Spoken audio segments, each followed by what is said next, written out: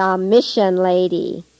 Kasumi and Kamari had never seen anyone like the Mission Lady. They were shy as they entered the house and sat on a soft, round mat by the door. They looked at the room. They looked at the furniture. They looked at the Mission Lady. They watched every movement that she made. They listened to her kind voice as she talked to them, and they liked her smile. They noted her well-combed hair, her clean dress, and her nice shoes. Only the high-class people were permitted to wear shoes. Then they looked down at their own soiled clothing and their muddy little brown feet. The Mission Lady understood. First of all, she took them to a white room with a long white tub. She gave them a bath and a shampoo with the magic bubbles. "It smells like the flowers in the forest," said Kasumi, as she sniffed the sweet fragrance of the soap.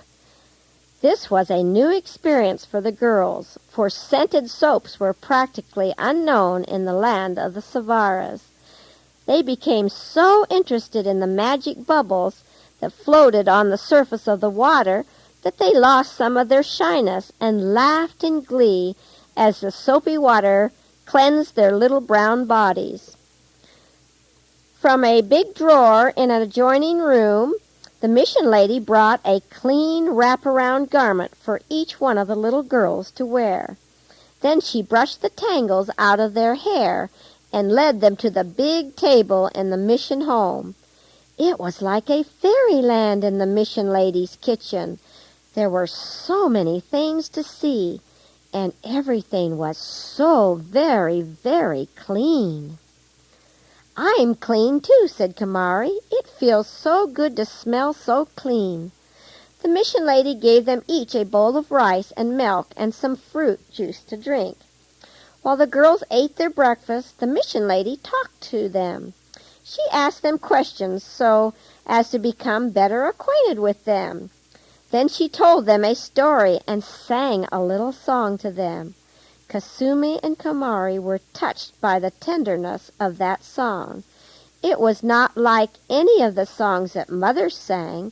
It was not like the chants of the charm doctor. This song was about a tiny baby that slept out in a barn where the cows were kept.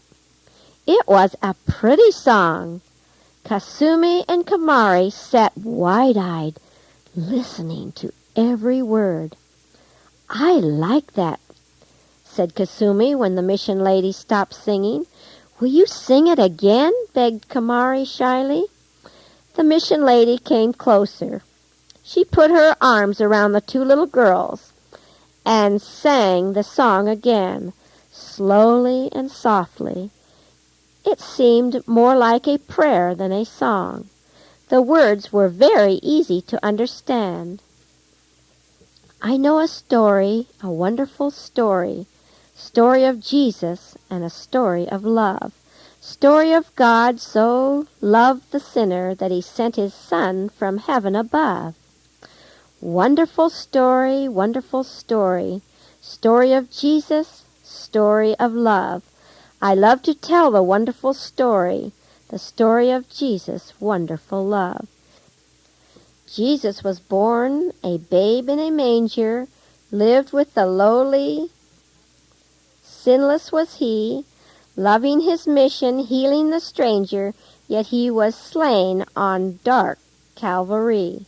Someday he's coming, Jesus my Savior, coming to claim his loved and his own.